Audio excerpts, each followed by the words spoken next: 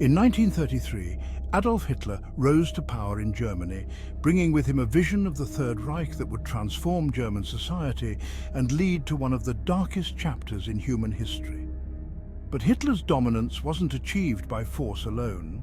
His regime wielded propaganda as a powerful tool to control public opinion, manipulate the masses, and solidify Nazi ideology.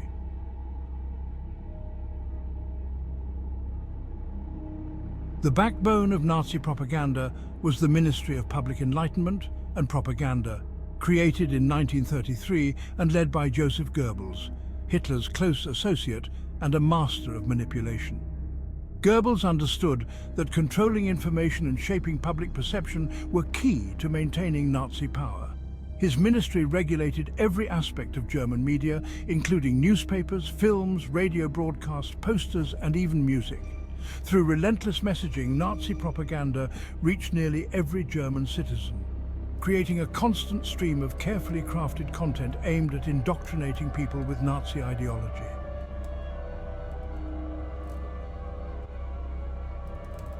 Propaganda in Nazi Germany wasn't limited to just the big speeches and rallies.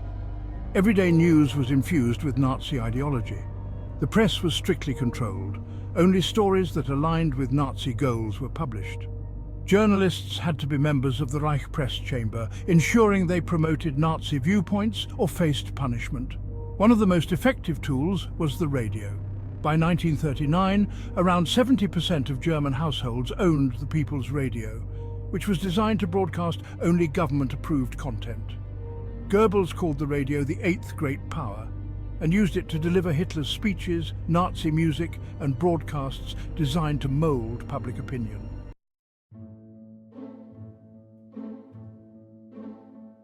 A significant aspect of Nazi propaganda was creating a cult of personality around Hitler.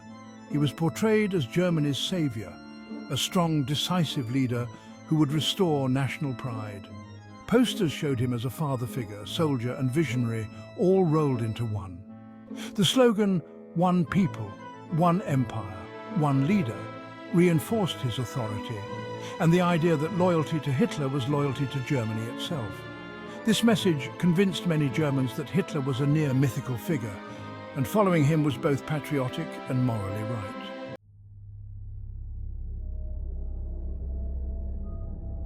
The power of films were also crucial to Nazi propaganda.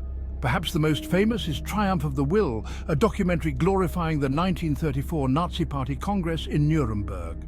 Through carefully orchestrated scenes of marching soldiers, ecstatic crowds, and Hitler's powerful speeches, the film depicted the Nazi Party as a unifying force for Germany. It used sweeping camera angles, dramatic music, and meticulously planned shots to emphasize Nazi strength and discipline, leaving viewers with a sense of awe and reverence. Other films, like The Eternal Jew, served a darker purpose.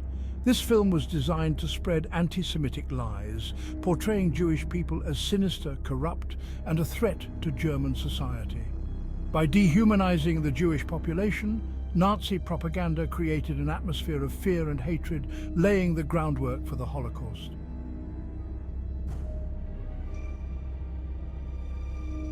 The Nazis understood that shaping the minds of young people was essential for the long-term success of their ideology. Schools became tools of indoctrination, with curricula revised to include pro-Nazi history, racial science, and devotion to Hitler. Textbooks emphasized Germanic superiority and warned against the so-called threats posed by other races and cultures. Math problems, for instance, were often framed to promote economic anti-Semitism, with questions about the cost of supporting undesirable populations. Youth organizations like the Hitler Youth for Boys and the League of German Girls instilled discipline, physical training, and loyalty to the Führer. By involving children in Nazi programs from a young age, the regime aimed to create a generation completely loyal to its ideology, who would carry the Nazi vision into the future.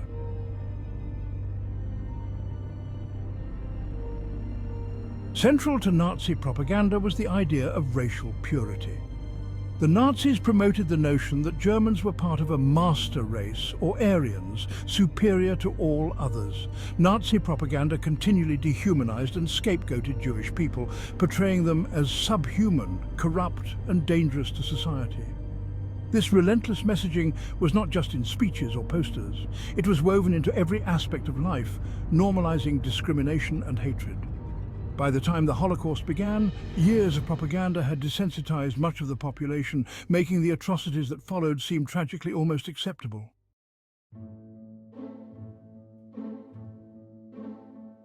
Nazi propaganda was everywhere, on posters, banners, and in massive public events. Through events like mass rallies, torchlight parades, and orchestrated public celebrations, the Nazis created a powerful sense of unity and belonging. For many Germans, participating in these spectacles was thrilling and empowering, reinforcing their sense of identity within Hitler's vision for Germany.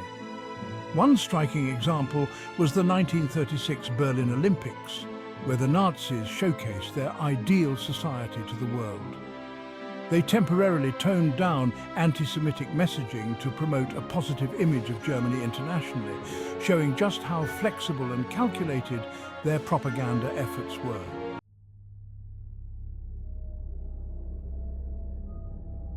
The reach and power of Nazi propaganda during Hitler's reign were unprecedented. From media control and youth indoctrination to racial hatred and the cult of personality around Hitler, propaganda wasn't just a tool for communication. It was the backbone of the Nazi regime. It manipulated an entire society, ultimately contributing to the horrors of World War II and the Holocaust.